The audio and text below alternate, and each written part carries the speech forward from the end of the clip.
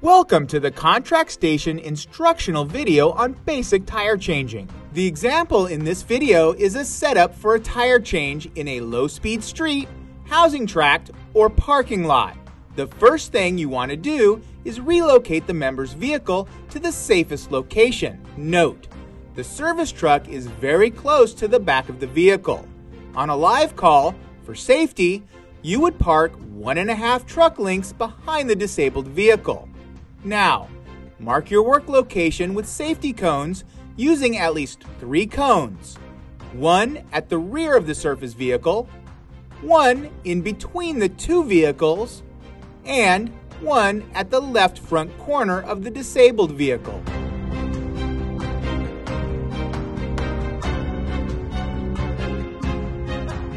Next, verify any special tire change procedures using the vehicle's owner's manual. This information is best found by working from the back to the front. Open the book to the index and find Tire Change or Roadside Emergencies.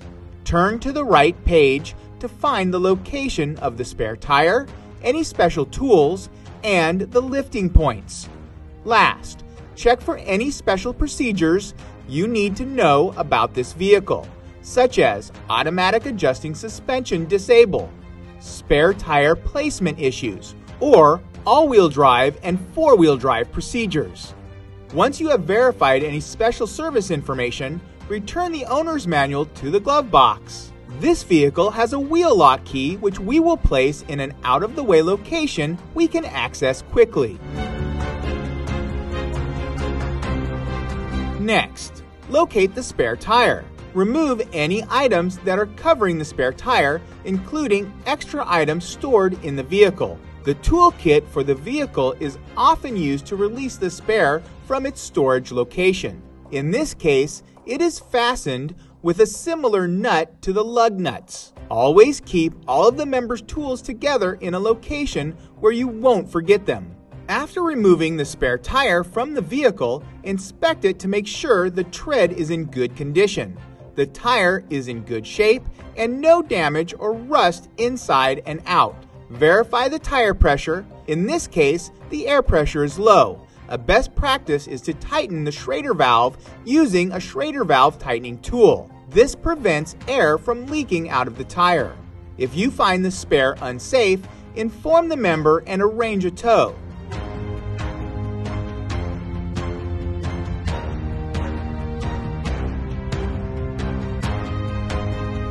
This is a portable air tank. It is important that it is always ready to go with 120 psi. Temporary spare tires typically require a higher pressure than the regular tires on the vehicle, about 60 psi. It is common to find spare tires low because they don't get serviced with normal maintenance. Now, we have inflated the tire to the correct pressure.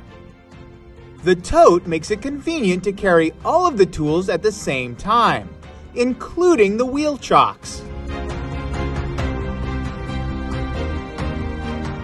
Notice that the technician efficiently carries multiple tools with each trip to his vehicle.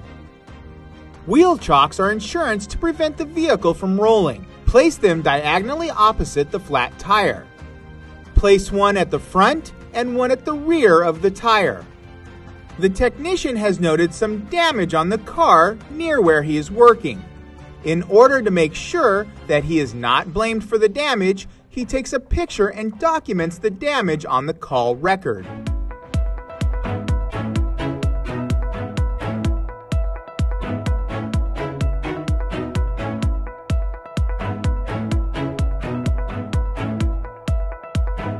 It is a best practice to have all of the tools close to the tire change.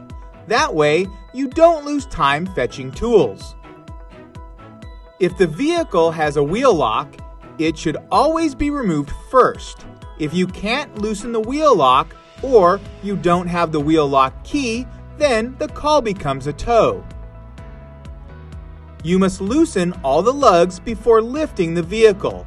Always use a star pattern when tightening or removing the lugs.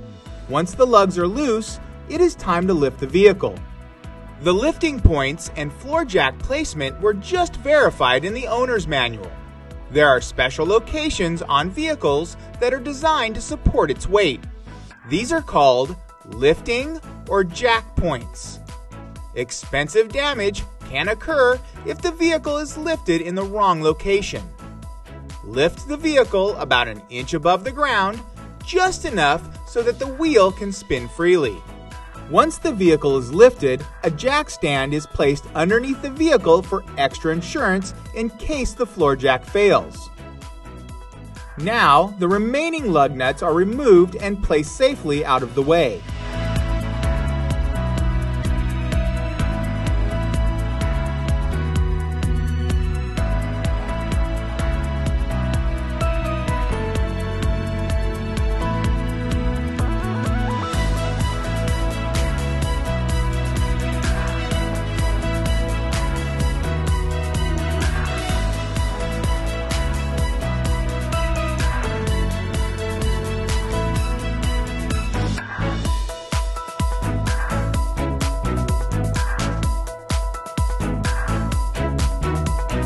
After removing the lug nuts, remove the flat tire and place it out of the way with the backside down so as not to damage the wheel.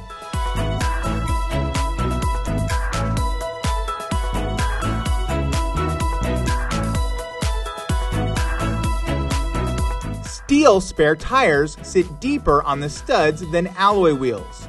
This is because the steel spare is much thinner than the regular alloy wheel. It is important to clean any rust off of the inner threads of the studs. Otherwise, you would tighten the lugs over rust and end up with what is referred to as a wobbler, which means that the rust loosens up while the vehicle is being driven and the loosened wheel starts to shake the vehicle. Cleaning the studs assures that this doesn't happen. When mounting the spare tire, it is always the best practice to put the lugs on by hand. This prevents cross-threading or damage to the lugs.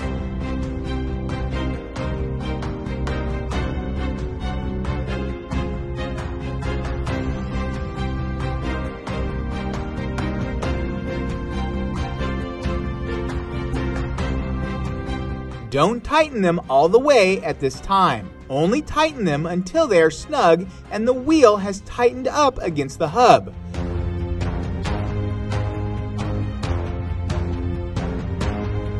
Now the vehicle can be safely lowered.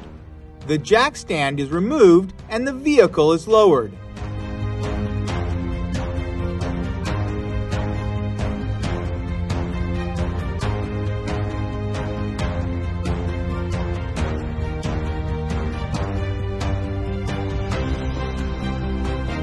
The best way to tighten a lug nut is to know how much you should tighten it. The owner's manual will indicate the tightening specifications. The preferred method is a torque wrench because it can be adjusted to just about any setting. These lugs are being torqued to 100 foot-pounds. Listen for the click. Notice the diagonally opposite star pattern again. Always tighten them twice to ensure every lug is tight.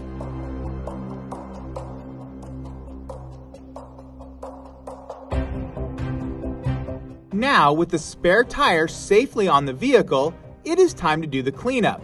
The flat tire typically won't fit where the spare is stored, so we have to put the covers back in place. Place the flat in a trash bag so the member's vehicle doesn't get dirty from the flat tire. This is a +1. A critical step during cleanup is to make sure any tools borrowed from the member, including the wheel lock key, are returned to them. It is a best practice to ask the member where they would like you to put the key. That way, they recall you returning it to them.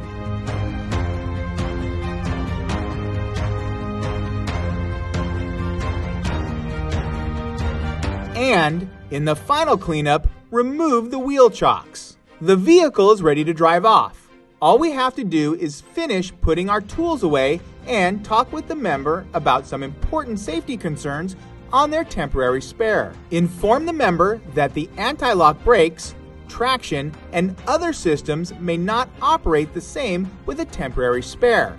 Therefore, driving no more than 50 miles distance and no more than 50 miles per hour is critical to their safety and others around them. If the vehicle has a tire pressure monitoring system, TPMS, inform the member that the spare tire may not have a TPMS sensor, and therefore the low tire pressure warning will still display until the flat is repaired and replaced back on the vehicle.